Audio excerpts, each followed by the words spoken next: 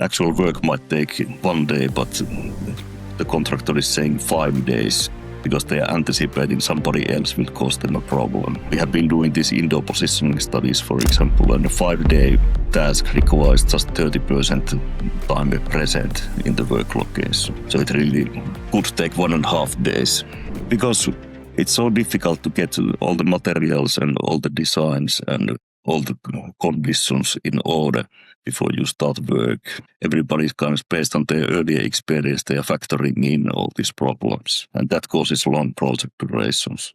And then, of course, the root cause that why don't we have the design feasible on time? Why don't we have all the materials on time? Why there are so many extra materials on the work site that is interfering with the work? Why is the preceding crew not ready when the next crew starts? None of these things are very complex, but the problem is that there are so many of these things at the same time that it's very difficult for site management to keep a list of everything that needs to be done in order for production to proceed productively. So I started as a construction laborer and noticed that this is horribly inefficient, and I was basically the waste. All my work was waste. I was taking apart and demolishing structures that had already been built, and I was hauling materials for people and trying to figure out who is where.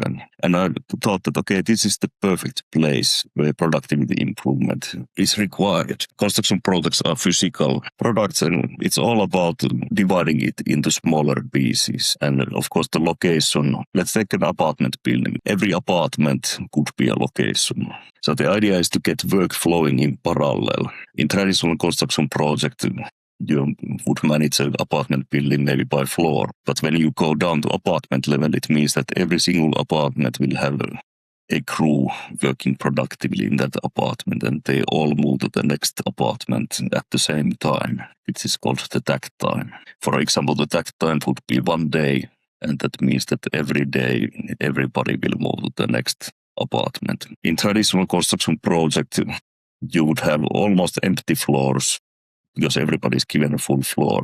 You don't see anybody there, but in the last 2 months before commissioning, there's a huge amount of people everywhere fixing mistakes and catching up delays. So location-based project would be quite different. They would be kind of balanced number of crews at all times. Every apartment would have 1 crew, and they would move at the same rhythm through the building, and there's no end of the project hurry.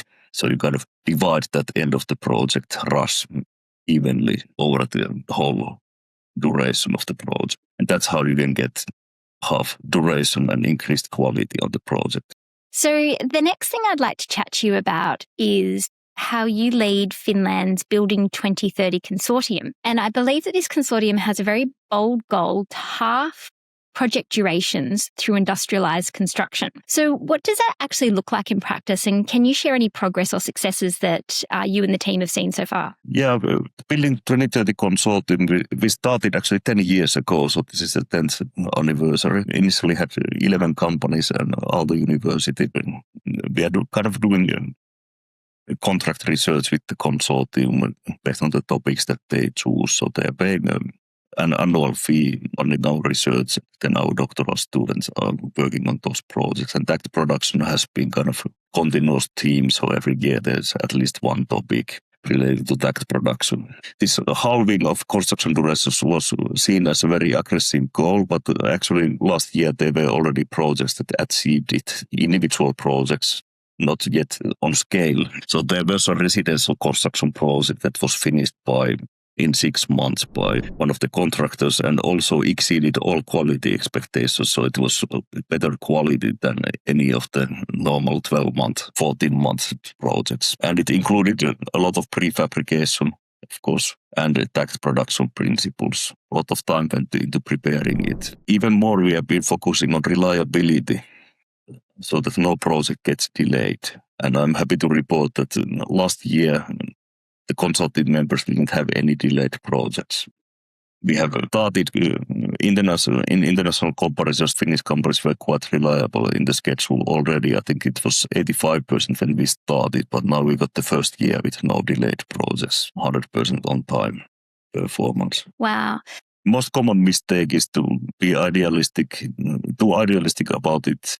choose too aggressive goals for the first project. So I would advise that don't go for the smallest location size in your first project. Many companies are starting with 1 week takt time.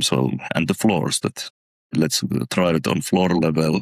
Let's have 1 week per floor. And then when that works out and you have kind of some experience on the system, then you can start to tighten the screw and go to smaller locations and smaller takt times and start to get bigger benefits. Typically, there are so many problems with material delivery and other things that if you go to too small takt times too early, you will just end up in chaos. So it makes sense to start it easy and go harder in the second or third project when the team has some experience. So the most typical thing is to start too aggressively too early and then say that this doesn't work because there were so many uncertainties in the process.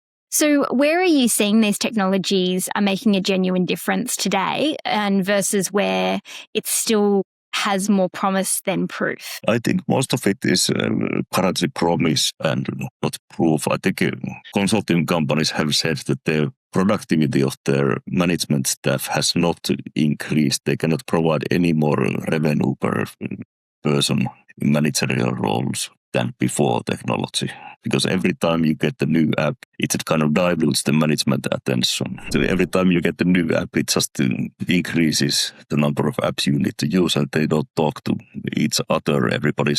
All the software providers are focusing on their app and not interoperability. It kind of makes it very difficult for site people to increase productivity. Same information has to be entered over and over again and so on. So construction industry is quite slow to change, so I would say that we need to leverage those ideas which are already ongoing. Those are the 3 in Finland. I would say that other countries should also start looking more at takt production. There are good initiatives in the United States, California, Germany, Norway, probably many other places I don't know about. But I would say that that's a good place to start the transformation. Because when you see that you can do without any new technology, you can do things 20 or 30% faster in your first project, then there will be appetite for more. And it's kind of a driver for development. Oh, look, Olli, I want to really thank you for taking the time to speak to us today. You've really taken us through so much and balanced it both looking at the methodologies and the practicalities and really sharing with us how people can look at the efficiencies and productivity in the construction industry. So thank you so much for taking the time to share all of this for our viewers today. Yeah, thank you. It was a pleasure. Thank you. Thanks for watching, guys. If you want to know more about construction and get all the professional tips, tricks, and AI advice from real construction project managers, follow this channel for more insights.